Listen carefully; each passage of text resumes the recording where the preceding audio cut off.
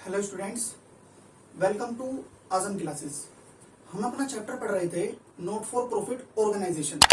Note for profit organization क्या होता है, क्या उसकी थ्योरी है, ये बात मैंने आपको अपने फर्स्ट लेक्चर यानी इस चैप्टर का जो फर्स्ट पार्ट है उसके अंदर मैंने आपको बता दिया था। जो हमारा लास्ट टॉपिक था उस टॉपिक के अंदर हमने अपना फुल फ्लेज क्वेश्चन किया था, जिसके अंदर हमने इनकम एंड एक्सपेंडिचर अकाउंट और ओपनिंग बैलेंस शीट और क्लोजिंग बैलेंस शीट हम किस तरीके से प्रिपेयर करते हैं वो हमने बनानी सीखी थी।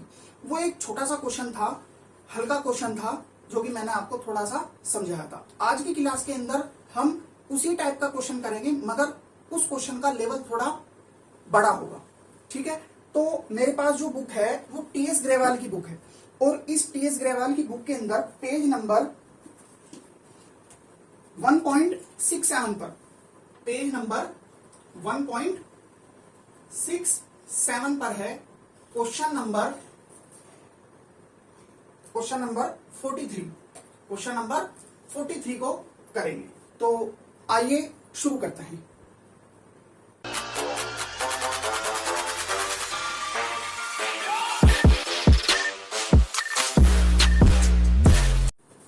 इस क्वेश्चन के अंदर क्या कहा गया है?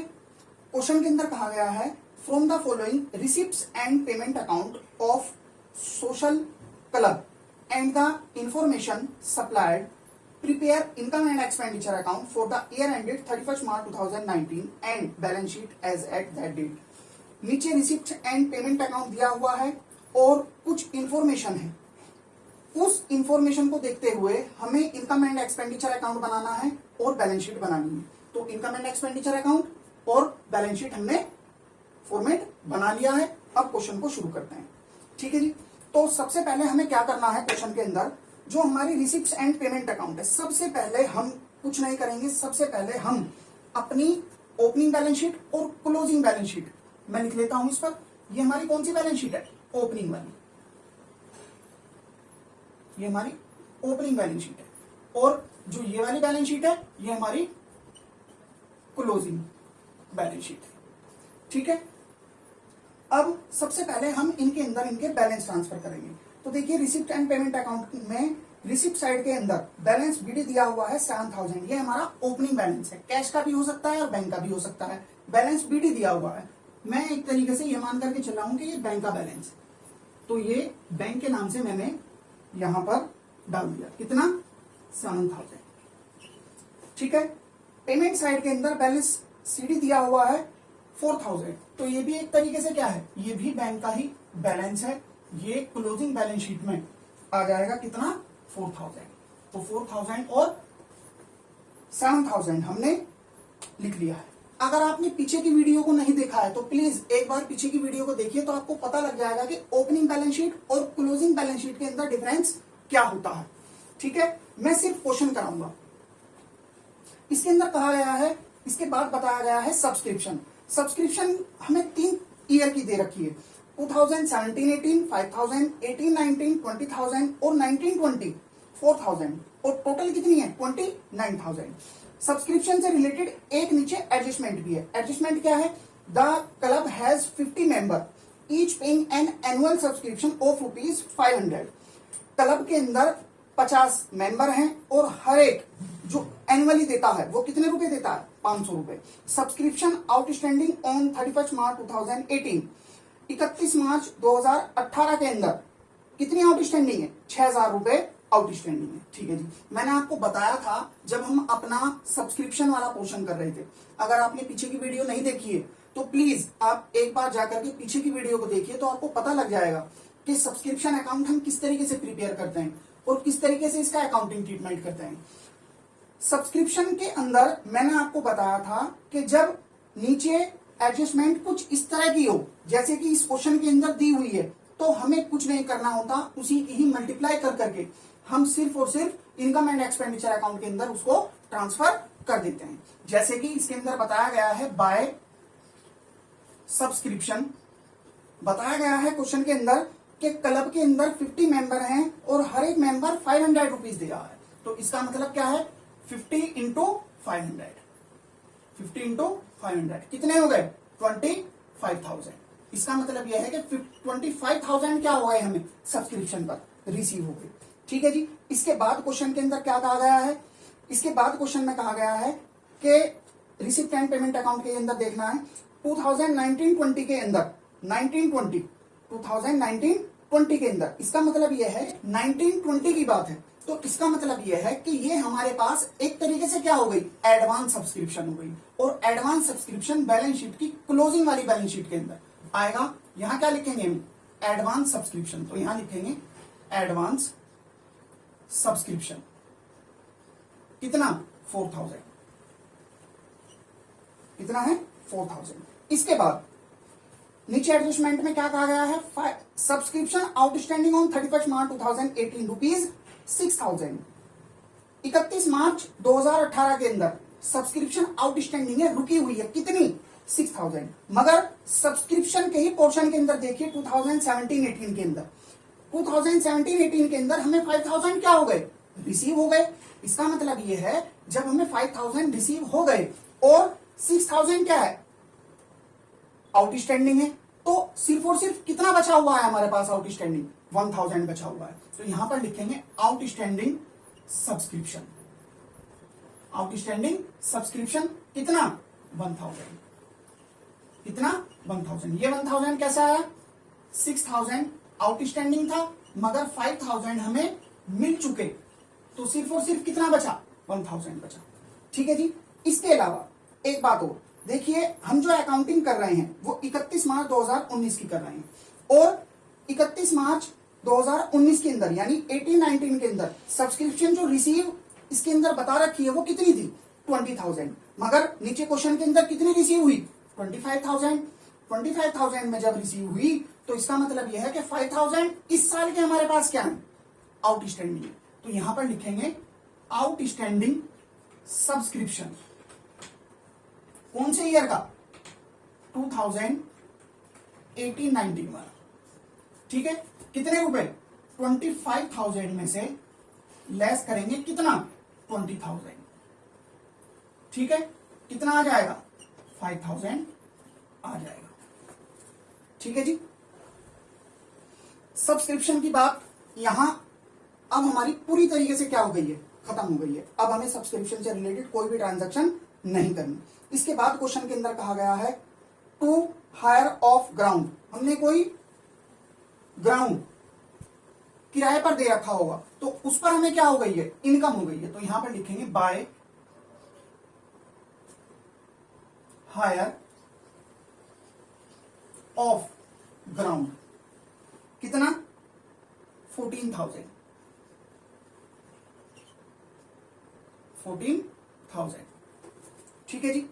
इसके अलावा बताया गया है क्वेश्चन के अंदर to surplus from entertainment events, surplus from entertainment events, कुछ एंटरटेनमेंट वगैरह कराया होगा उस पर हमें क्या हो गया है, फायदा हो गया है या पैसा बच गया है, तो ये भी हमारा क्या है, इनकम का ही पार्ट है। यहां पर लिखेंगे to surplus from entertainments event, कितना 8,000। ठीक है जी। इसके बाद सेल ऑफ ओल्ड न्यूज़पेपर, पुराने न्यूज़पेपर बेच दिए, उस पर हमें क्या हो गई है, इनकम हो गई है, तो वो भी यहां पर ही आएगी by sale of old newspaper, कितना 2,000, यहां पर लिखेंगे कितना 2,000 रुपीज। ठीक है जी। इसके अलावा और क्या दिया हुआ है, सैलरी, सैलरी क्या है, एक्सपेंस का पार्ट है, तो एक्सपेंस साइड के अंदर जाएगा टू सैलरी के नाम से, सैलरी कितना अंदर की तरफ को लिखेंगे, इस पर कुछ ना कुछ एडजस्टमेंट है, एडजस्टमेंट पढ़ते हैं इसकी बी। एडजस्टमेंट बी के अंदर बताया गया है on 31 March 2019 salary outstanding amounted to rupees 2,000, salary outstanding है, रुकी हुई है 31 मार्च 2019 की, और हम अकाउंटिंग कब की कर रहे हैं 31 मार्च 2019 की। इसका मतलब ये है कि ये इसी साल की आउटस्टैंडिंग है, क्लोजिंग आउटस्टैंडिंग है, ये इसके अंदर क्या होगा, ऐड होगा, कितना 2,000 रुपीज।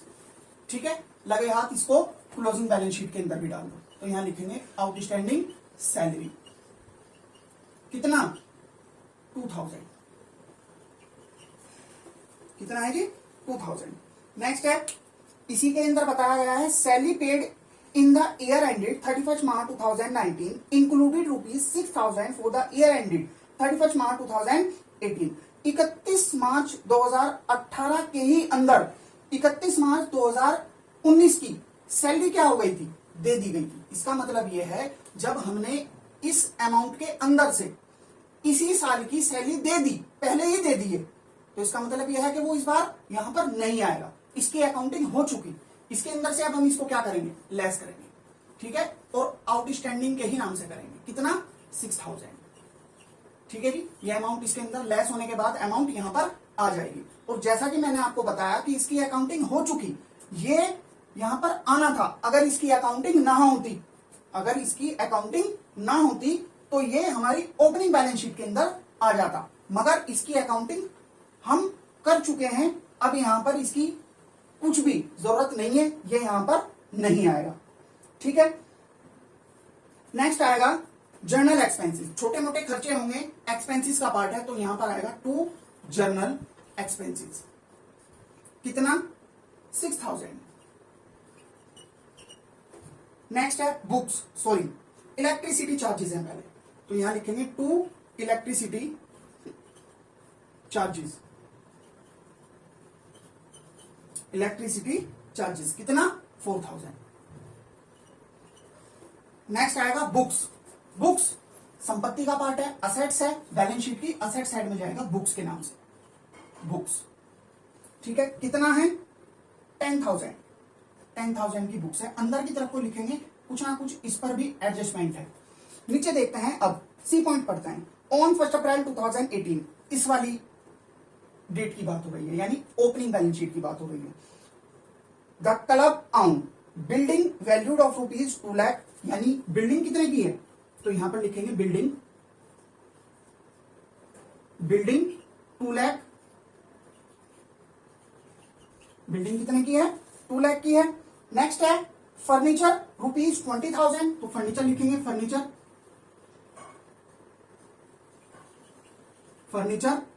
20,000। नेक्स्ट है बुक्स ₹20,000, बुक्स भी कितने की हैं, बुक्स, तो यहां लिखेंगे बुक्स 20,000। बुक्स भी कितने के हैं, 20,000 के, ठीक है जी। तो पुरानी बैलेंस शीट के अंदर जो हमारी बुक्स हैं 20,000 की, उस पर तो कुछ एड लेस हुआ ही नहीं है, और इस बार हमने 10,000 की खरीद ली है, तो जो पुरानी बैलेंस शीट के अंदर बुक्स थी वो भी यहां पर क्या हो जाएंगी, ऐड हो जाएंगी। कितनी, 20,000। तो टोटल बुक्स हमारे पास कितनी है, 30,000 की है, ठीक है। नेक्स्ट देखते हैं इसके अंदर newspaper, receipt and payment account के अंदर न्यूज़पेपर हमने पढ़ने के लिए न्यूज़पेपर मंगाए होंगे अपनी एनपीओ के अंदर, तो ये हमारा एक तरीके से क्या है, एक्सपेंस है, ये भी हमारी एक्सपेंडिचर साइड के ही अंदर आएगा। न्यूज पेपर कितना, 8,000। नेक्स्ट है और भी, अब और कुछ नहीं है, बस सब कुछ हो चुका। एक चीज और रह गई है, देखिए बैलेंस शीट के अंदर जो हमारी ओपनिंग बैलेंस शीट है, ओपनिंग बैलेंस शीट के अंदर बैंक का बैलेंस है, बिल्डिंग है, फर्नीचर है, बुक्स है, मगर क्लोजिंग बैलेंस शीट के अंदर हमारा बुक्स तो आ गया, बिल्डिंग और फर्नीचर यहां पर नहीं आया। जब ये पुरानी बैलेंस शीट में था तो हमारी क्लोजिंग बैलेंस शीट में भी क्या होगा, यहां पर आएगा। क्यों, क्योंकि ना तो हमने कोई संपत्ति बेची है और ना ही उस पर किसी भी तरह का कोई एक्सपेंस हुआ है। तो इसी तरीके से हम जो हमारी संपत्ति बच गई वो हमारी क्लोजिंग बैलेंस शीट के अंदर ट्रांसफर हो जाएगी। जैसे कि बिल्डिंग, तो यहां लिखेंगे बिल्डिंग, बिल्डिंग कितने का है, बिल्डिंग बिल्डिंग 2 लाख रुपए की, तो यहां लिखेंगे 2 लाख। नेक्स्ट है फर्नीचर, फर्नीचर कितने का है, 20,000 का है फर्नीचर, तो यहां लिखेंगे फर्नीचर कितने का है, 20,000 का। लास्ट पॉइंट के अंदर कुछ कहा गया था बुक के अंदर, देख लेते हैं एक बार।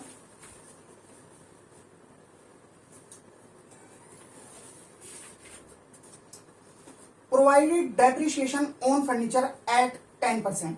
अच्छा, फर्नीचर पर कितने परसेंट डेप लगाना है, 10% लगाना है। जब हम फर्नीचर पर 10% डेप लगाएंगे 10% डेप्ट लगाएंगे तो 20,000 का 10% कितना होगा 2,000। वो उसके अंदर से लेस करने के बाद अमाउंट कितनी आ जाएगी 18,000। और 2,000 का डेप्ट एक्सपेंस है, एक्सपेंडिचर साइड के अंदर जाएगा, यहां लिखेंगे to dept on furniture. Dep on furniture कितना 2,000। Dep on furniture 2,000।